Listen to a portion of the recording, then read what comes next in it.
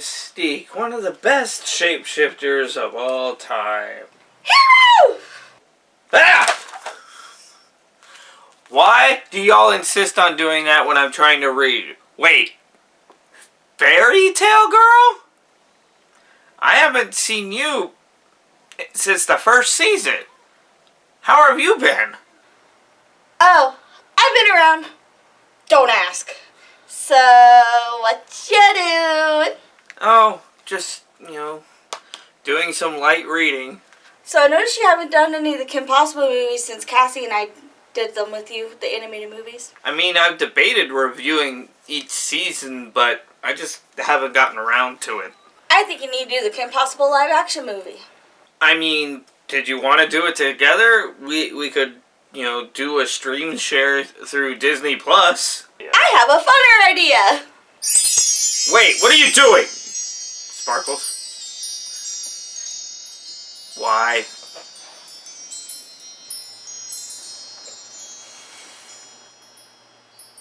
Why? I could have just walked! I could have just driven over. You could have, but this was funner. Fine. Based on the massively successful cartoon of the same name, 2019's Kim Possible film was our only live-action version we've yet to receive, and was an alternate timeline film that follows Kim and Ron as they enter high school for the first time, when they meet a girl named Athena who quickly overshadows Kim, and while most critics loved the film, most audience members seemed to dislike it. This is the live-action Kim Possible.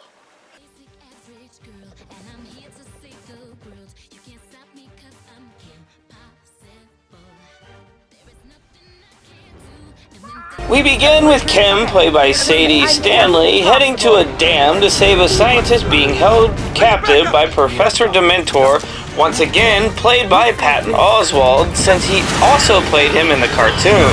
And it's not long before we go to the first real gripe I have with this film. Of course they decide to bring in comic book style paneling like in the freaking Hulk movie. It wasn't good then, it's not good now! Are you okay? No. I want to go home. Kim takes out a group of stooges, but is grabbed from behind, but eventually saved by Ron, who's played by Sean Gibborn from the Goldbergs. And one of the positive things about this film is that Ron actually acts like Ron in this film, as he is just as klutzy and accident-prone as his animated counterpart, as he tips over a barrel of waste and blowing up the dam. Professor Dementor that notices a change he didn't expect from his Uber slime. I cannot take over the world, but the pink and the sparkles, everybody will make the fun! How? Why not? Dunkin' Donuts did it with their pink frosted strawberry donuts. But then he would have been the head of Dunkin' Donuts, and you don't want that! Kim and Ron begin their takedown of Dementor's goons, with Kim losing her grappling hook. What will you do without your grappling hook, Fräulein? Okay, that joke was actually kind of funny. By the way, did you know that Batman and Kim Possible have the same powers? What's that? Martial arts and gadgetry, but Kim Possible has one thing that Batman doesn't. Okay, you care to enlighten me? Parents! Kim saves Ron and the scientist before they realize they need to destroy the slime, as Wade, played by Raven's home star Isaac Ryan Brown, sends Dementor to a police station as he tries to escape, and the scientist vows to be a good person from now on. I'll only use my slime for the good of humanity. Maybe the occasional kids' award show. That's very nice of Disney to reference Nickelodeon out of the blue. With the slime? Yeah, Kids' Choice Awards. Oh, that's right! We are old. We are. As the dam explodes, Kim has Wade control the jetpack so they can get to safety, and the movie takes a turn, going into an entire live-action version of the show's intro theme song, feeling like a step-by-step remake of it, so points to the movie for that little unnecessary touch. We then go to the next morning where Kim's parents, played by Matthew Clark and the amazing Allison Hannigan, are worried about Kim in her first day of high school. Every line said by every teenager in every teenage-based film. Never gets tiring, does it? Never. Hair flip. Kim rushes to school, and just to add padding to the film, saves a runaway baby carriage, which could teach the Power Rangers something, and Draken is seen villain monologuing to a doll of Kim Possible. Did you see anything? No, sir. I didn't see you playing with your dolls again. Good! The real villain of the Kim Possible franchise, Shigo, makes her debut, played by Taylor Ortega. Shigo, mommy? Don't look at me like that! Why are you kink-shaming me? The first day goes how any teen drama or film goes, as Kim and Ron have the worst days of their lives, as Bonnie torments her, telling her cheerleading isn't the best thing in the school and that they learn how hard it can be to get to class on time. Meanwhile, Draken and Shigo get their own new hideout, where he is crying over him losing his island, declaring that he wants the spark that keeps him going. Ron cheers Kim up, and she tries out for the soccer team, literally destroying the entire team on her own, including a tornado kick scoring goal on Bonnie herself. But of course, teen movie has to teen movie, as Bonnie just makes Kim the equipment manager instead of actually using her for the team. Draken is then upset that Shigo did not get the power source he needs for his device. Get the Zacadium! Hey, you know, yelling might make you feel better, but it doesn't make me feel worse. Just enough. Nice call out to toxic masculinity. 10 points. Do you give him 50 points? No. But why? Because that means they're better. I just want the 10. But you're better than them anyway, so why would it matter? Okay, fine, give him 40, you get the 60. I'd rather have 69. Kim and Ron talk about their day, but run into a girl who's crying to her mother about her own bad day, and after even more unnecessary flipping, she introduces herself. I bet you $5 that Athena's the bad guy somehow. You got Cash App? I do. Okay, I'll send it. Deal? Deal. The trio go to the Bueno Nacho. You know the line! I've been doing this for 11 years. You gotta be more specific. From the movie we did together last time! What do you mean? Oh, you mean Nacho Bueno Nacho! The three of them get to know Athena as she shows them not only does she have the same food taste as Kim, but she also is a fangirl of Ron and Kim. Athena even saves them from a detention by extorting the teacher's love for cats. Kim then shows Athena her room. I feel attacked for some reason. Why? I've been wearing the same outfit for 2 years. Okay, that's 2 years. Imagine how long Kim wore hers. I'm gonna go cry in the corner. Bye!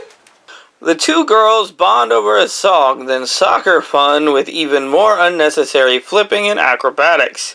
Athena is then given a chance to join the team as Wade lets him know Shigo is committing a crime. So after a makeover, the three are ready for the next mission. We then get a huge cameo from Christy Carlson Romano, the original Kim, as a star named Poppy to help with a ride. We slowly see a small glimpse of confusion and jealousy as Kim begins to notice Athena's strange quirks of being perfect and acting like Kim more and more, like automatically knowing where a hideout secret entrance would be. As the three of them investigate, we see Athena being more Kim than Kim as Ron finds the horrifying CGI'd Rufus, as once again, Athena immediately knows what's going on with Draken's plan, making Kim feel like she's not in charge. The fight with Shigo begins as Kim tries to be the hero she is, but Athena keeps unintentionally getting in the way and making things go bad, including bumping into Ron.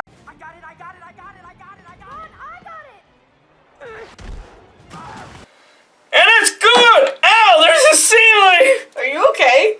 No! Did you just hurt yourself? I popped my thumb. Athena is now on her own as Ron and Kim are trapped in the electric eel tank, but even after Athena takes control, Shigo eventually gets away with the energy source, taunting Kim that Athena is better than her. The school then becomes obsessed with Athena as she slowly gets everything Kim wants, like joining the soccer team and the massive popularity. So Kim goes to see her Nana and gets a small bow training, and a heart-to-heart about what Kim is going through. The school goes all in on the Athena worshipping by literally throwing an entire assembly honoring her. That quickly gets wrecked by Draken and Shigo, who plan to abduct her, but the process Kim slips up during the fight. Oh, that's gotta hurt! With Athena captured, everyone of course blames Kim, who dives into an emotional spiral before Ron helps snap her out of everything, and we finally learn what Draken's plan was. Pay up! Fine. And that's a McChicken. My leg is shaking. Kim goes home and recruits her mom and Nana to help, and Rufus suggests that a drone could help them. Meanwhile, Draken's lair is slightly updated as he continues to hint at a surprise for Athena. And once Kim tries to save Athena, only to learn the truth about her and finding out she's nothing more than a cyborg built to tear her down. We then learn about Draken's real plan of transferring Athena's spark into himself to make him a better villain. You know, I think I've seen this whole brain transfer thing in Power Rangers episode. Mm-hmm. You know, Billy creates this device that, you know, lets them change bodies. Hey, are you okay? Can we get back? Can we get back to what we're talking about? Can we get back to the movie? But with the Billy but and we're not talking Kim, about Power Rangers. But Billy and Kim, they switched brains, so they acted like each But we're not other. talking about Power Rangers. We're talking about Kim Possible. But Power Rangers. But Kim Possible. But Power Rangers. Kim Possible. Team Possible walks into a trap with no escape as Draken villain monologues, but as he brings the beam closer to the trapped heroes, Rufus and Wade use the drone to save the day.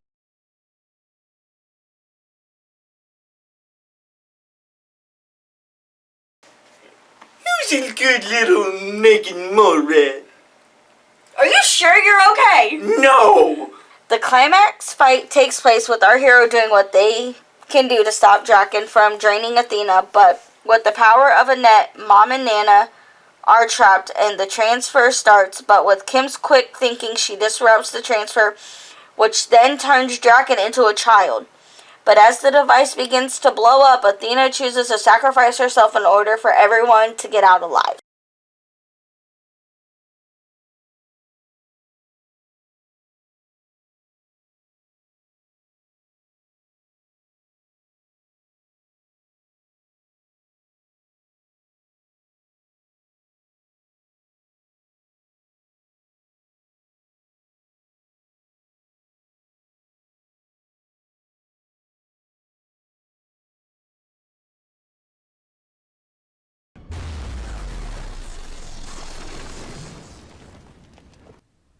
Athena, of course, is still alive as they find all of her body parts scattered around the destruction, and everyone manages to put her body back together. We end the film on Kim monologuing about the lesson she has learned. This movie is not as bad as I expected it to be. I thought the movie was really cool. I like how they made it live action, and whoever played Kim did really, really well. The only thing I wish that they would change is the pink glitter sparkles. I don't know why that even came about, but everything else was great. The film is marked as one of the lowest rated DCOMs, and I personally am on the fence about this entire film. While on one hand the film is as campy as a show, it having to be a soft reboot as opposed to a continuation of the series made myself and a lot of fans frustrated that we get yet another cliffhanger ending. The actors are great in their roles, and I just feel like the plot is extremely stale. Its message of just be yourself and try not to change for others is beat to you like a dead horse. And that was the live-action Kim Possible movie. It's not as bad as I expected it to be. However, it leads me to one question. How am I getting home? The same way you got here. Wait, no! At least give me my pants back!